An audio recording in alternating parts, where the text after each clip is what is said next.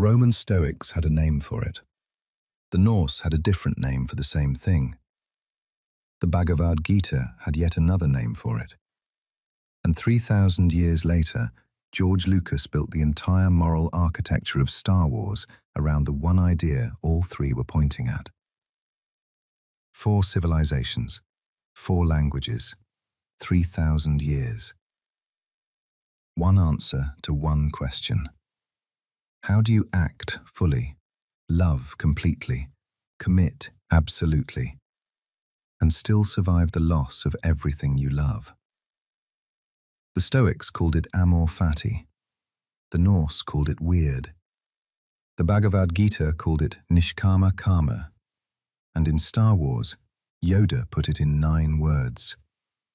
Train yourself to let go of everything you fear to lose. He was quoting all 3 traditions without naming any of them. And Anakin Skywalker, who heard that exact teaching, who understood it, who was raised inside it from the age of 9, could not do it. Today we're going to find out why, and by the end, you're going to understand exactly what the dark side of the Force actually is, philosophically, and why it has nothing to do with evil. Let's start with Amor Fati, because almost everyone gets it wrong on the first try. Amor Fati translates as love of fate. Most people hear that and think, acceptance, resignation, just put up with whatever happens. That is the shallow version, and it's almost the opposite of what the Stoics meant. Marcus Aurelius was emperor of Rome during one of the worst plagues in the ancient world. Several of his own children died before he did. He spent most of his reign sleeping in military tents on distant frontiers instead of in a palace. And in a private journal never meant for publication, what we now call meditations, he wrote, "Everything harmonizes with me which is harmonious to you, O universe." That is not a man giving up. That is a man choosing every single day to actively love the world exactly as it is, not the world he wishes he had. The philosopher Nietzsche, writing 2,000 years later, defined the concept with brutal precision. My formula for greatness in a human being is amor fati, that one wants nothing to be different, not merely to bear what is necessary, to love it. Bearing is passive, loving is active.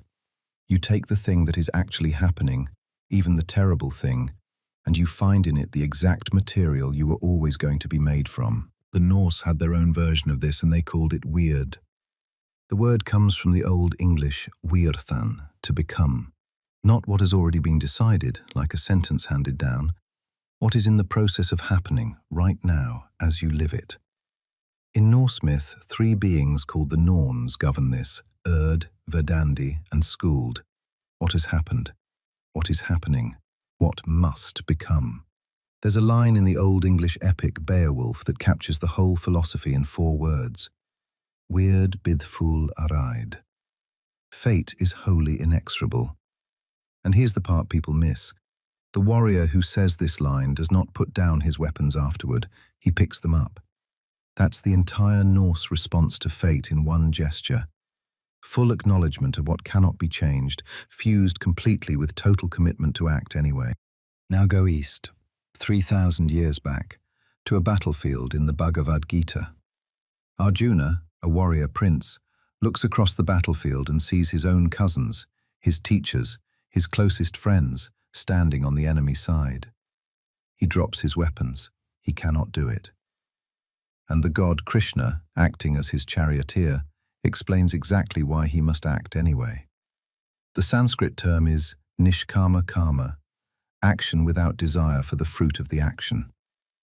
In chapter 2, Krishna tells him directly, "You have a right to perform your prescribed duties, but you are not entitled to the fruits of your actions. You have the right to act. You do not have the right to control the outcome. Because the desire to control the outcome is the exact thing that corrupts the action itself." Amor Fati, Wyrd, Nishkama Karma. 3 traditions, 3 languages, 3 completely different parts of the ancient world, and one identical instruction underneath all of them. Act completely. Hold nothing. George Lucas built Star Wars directly on top of this. He once described himself as a Buddhist Methodist, and he said explicitly that the Jedi are trained to let go. They can love people. They should love everybody. But they cannot form attachments, because the movies are ultimately about greed. And the purest form of greed is the desire to cheat death. That's why Yoda's line in Revenge of the Sith isn't a throwaway. Death is a natural part of life. Mourn them, do not. Train yourself to let go of everything you fear to lose. That single sentence is Amor Fati applied to a relationship, Nishkama Karma applied to love itself, and Wyrd applied to loss.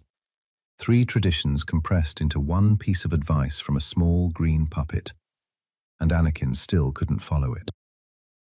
Here's the mechanism the rest of this episode is built around. Call it the convergence point. The exact moment a person fully understands the trap they're in, refuses to let a role or a fear define their actions, and chooses to act completely anyway, while holding the outcome with open hands. Not passive, not resigned, active, present, and free. Anakin never reaches it, and the reason isn't that he loved too much. Listen to his actual words to Padme. I won't lose you. I can't live without her. You will not take her from me. Every single sentence is about him, not about her safety, about his own inability to exist in the universe where she doesn't. There's a term for this too. Nishkama Karma, action driven by selfish desire. It looks like love from the outside. At its root, it's entirely about the self. The Norse would say the thread had already been woven. Padme's fate, like everyone's, was something to be met with honor, not fought into submission. Anakin needed the universe to hold still for him, and when it wouldn't, he made a bargain with the one person in the galaxy who promised him it could. Palpatine didn't corrupt Anakin with power. He corrupted him with a promise, the one guarantee that Amor Fati, Wyrd, and Nishkama Karma all agree cannot exist, that nothing you love will ever be taken from you. That promise is the dark side. Not cruelty, not hatred, a guarantee against loss. In every one of these traditions, across every century they come from, that exact promise is the trap. And Anakin's attachment didn't save Padme, it killed her. She died of a broken heart, watching the man she loved become the very thing she feared most. His refusal to accept even the possibility of losing her created the certainty of losing her. The tighter the grip, the more certain the destruction of the thing being held. Now hold that against his son. Luke Skywalker stands in the throne room of the second Death Star. His father, fully Vader, is right in front of him. The Emperor is offering him exactly what was offered to Anakin.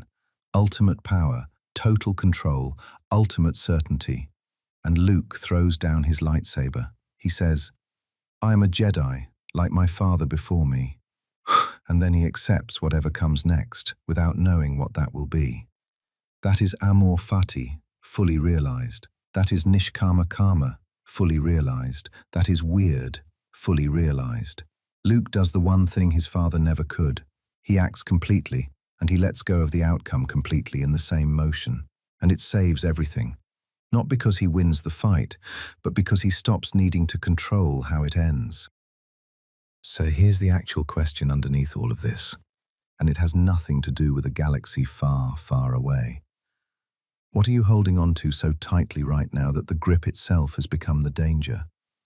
Not the thing you're afraid of losing, the grip, the need to control exactly how it turns out. Every tradition we just walked through says the same uncomfortable thing. The demand for certainty is what destroys the thing you're trying to protect.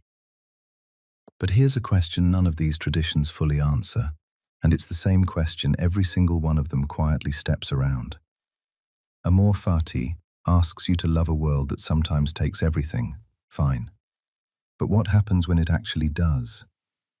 What do you do when you finally reach the convergence point, when you finally learn to act with open hands, and the ground gives way anyway? There's a myth so old it predates writing. A story that shows up in some form in nearly every culture on Earth that has ever had to answer what comes after the worst thing happens. It isn't a story about recovery. It isn't a story about resilience. It's a story about what's left standing when everything else is gone. And the fictional universe that tells it most accurately isn't the one you'd expect. It isn't a story about a machine turning against its creators. It's a story about a civilization that destroyed its own machines on purpose and built something just as dangerous in their place. That's next. Drop in the comments. Where is your convergence point?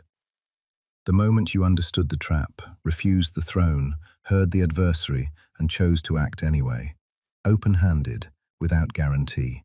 I read every one. The myth engine continues.